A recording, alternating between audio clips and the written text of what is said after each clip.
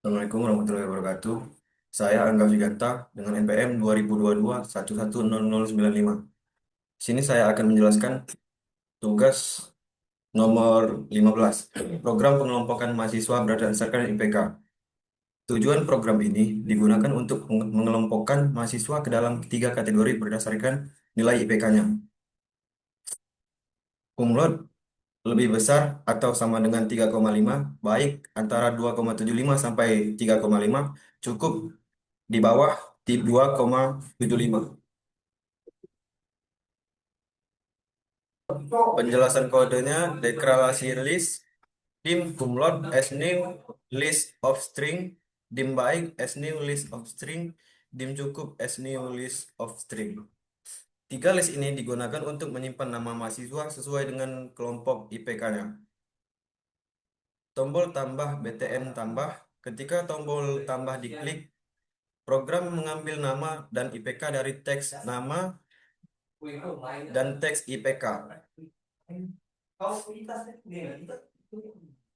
Melakukan validasi, nama tidak boleh kosong. IPK harus berupa angka. Setelah validasi lolos, dilakukan pengelompokan.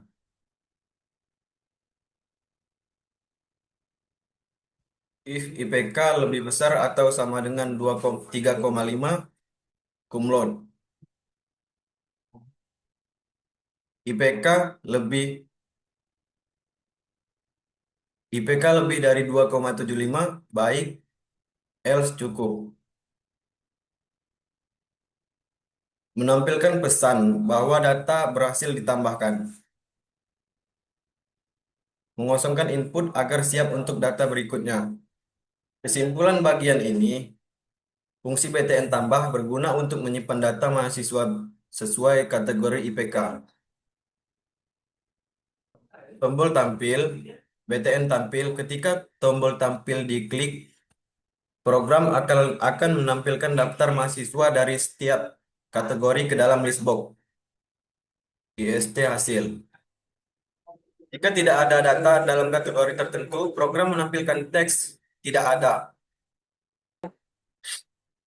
Dan ini untuk tampilan formnya. Komponen utama pada form, label nama, dan teks nama, label IPK, dan teks box IPK.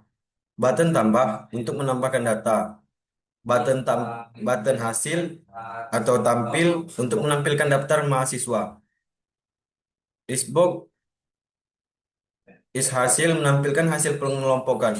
Alur program, pengguna memasukkan nama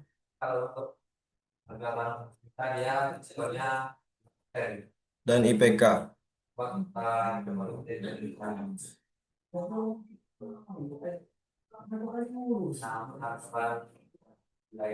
Tekan tombol tambah, data disimpan ke kategori sesuai IPK.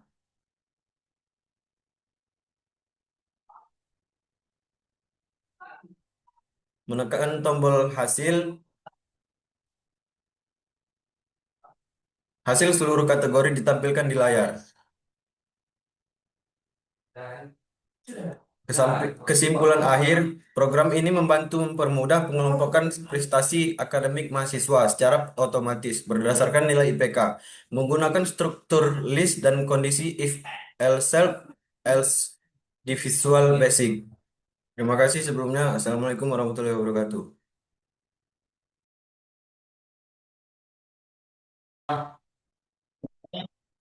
Baiklah, saya akan lanjutkan menjelaskan soal nomor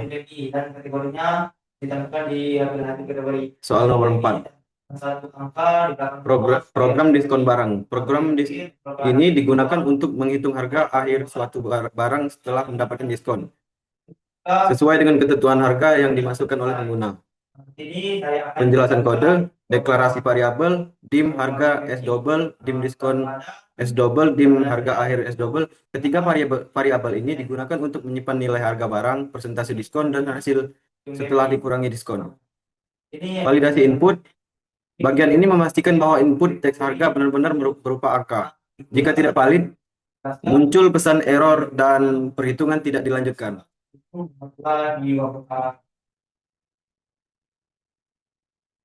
Penentuan diskon berdasarkan aturan. Program menentukan besarnya diskon. Harga di atas 1 juta diskon 10%, harga di atas 500.000 diskon 5%, harga di bawah 500 tanpa diskon. Menghitung harga akhir. Rumus ini digunakan untuk mendapatkan harga setelah diskon diterapkan. Selanjutnya menampilkan hasil, nilai, harga akhir, kemudian dapat ditampilkan di label atau kotak teks agar pengguna tahu harga setelah potongan. Baiklah, kita lanjut ke tampilan filmnya.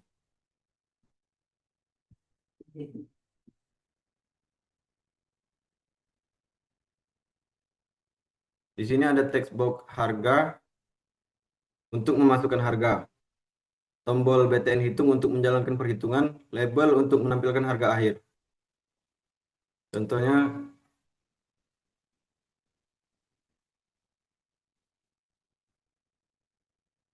1 juta. Diskon. Baiklah, di sini saya akan menjelaskan soal nomor 7. Melanjutkan yang nomor sebelumnya. Nomor 7, program perhitungan gaji dan lembur karyawan. Tujuan program ini digunakan untuk menghitung total gaji karyawan berdasarkan jumlah jam kerja dan tarif per jam. Jika jam kerja melebihi 40 jam per minggu, maka jam selebihnya dihitung sebagai lembur dengan tambahan upah 1,5 kali lipat. Di sini ada deklarasi variabel, dim jam kerja S double, dim tarif S double, dim gaji S double. Variabel ini digunakan untuk menyimpan jam kerja, total jam kerja karyawan, tarif upah per jam, gaji, total gaji yang akan dihitung. Validasi input, bagian ini memastikan input yang memasukkan berupa angka. Jika pengguna salah mengetik, misalnya huruf atau kosong, program menampilkan pesan error. Perhitungan gaji, logika perhitungan, jika jam kerja kurang dari 40, maka gaji sama dengan jam kerja kali tarif. Jika jam kerja lebih besar dari 40, maka 40 jam pertama dibayar normal, jam selebihnya dihitung lembur atau 1,5 kali tarif. Menampilkan hasil gaji ditampilkan dalam format mata uang rupiah tanpa desimal. Tombol keluar digunakan untuk menutup program. Selanjutnya kita beralih ke form programnya. Form terdiri dari komponen label dan text box jam kerja. Label dan text box tarif per jam. Button hitung untuk memproses gaji. Label hasil menampilkan total gaji. Button keluar menutup aplikasi. Kita contohkan sedikit. Jumlah jam kerja per minggunya 46. Tarif per jam 50.000. Gajinya yang tertera di sini untuk jumlah jam kerja 46, tarif per jam 50.000, total gajinya 2.450.000.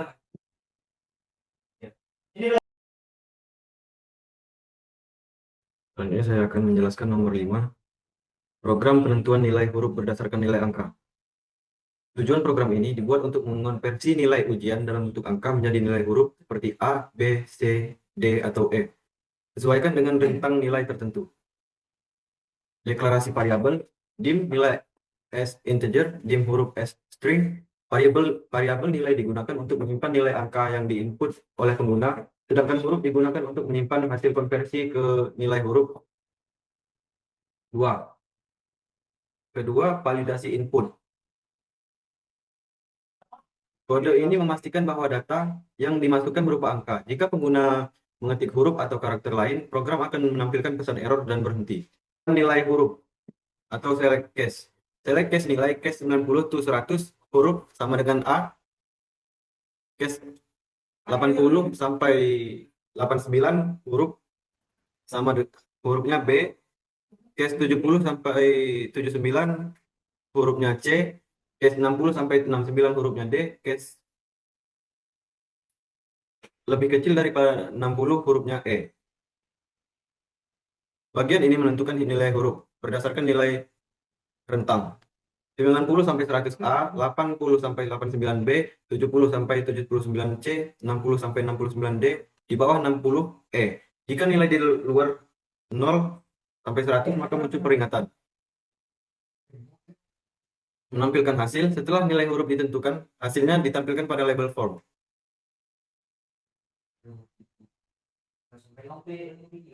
Baiklah, ini tampilan form.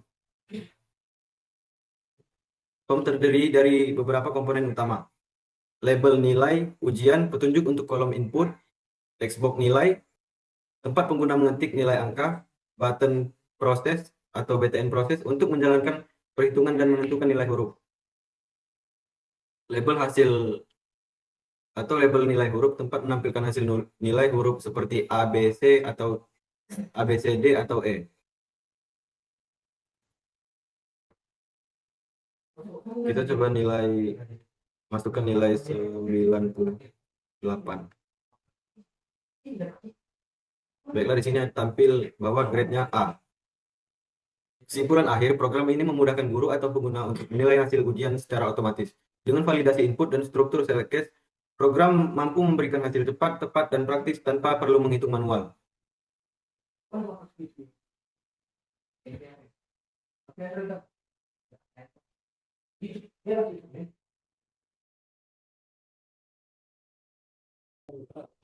Baiklah, di sini saya akan melanjutkan nomor 3. Program kalkulator sederhana. Tujuan program ini digunakan untuk melakukan perhitungan aritmatika sederhana seperti penjumlahan, pengurangan, perkalian, dan pembagian antara dua bilangan. Penjelasan kode, deklarasi variabelnya, dim, bil 1, S double, dim bil 2, S double, dim bil hasil, S double.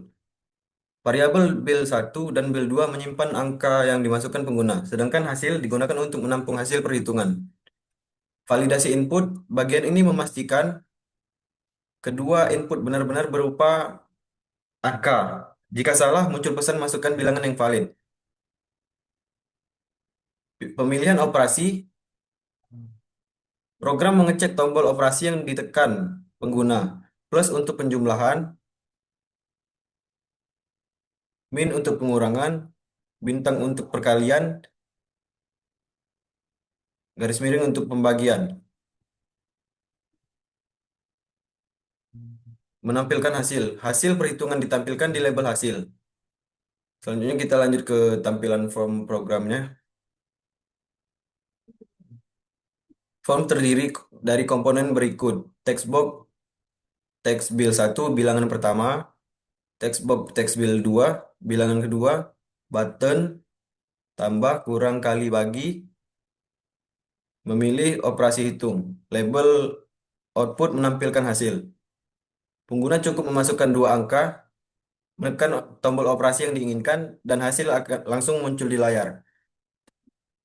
Tentunya di sini kita masukkan 12 ditambah 4. Hasilnya 16. Mungkin itu saja yang dapat saya jelaskan. Terima kasih. Assalamualaikum warahmatullahi wabarakatuh.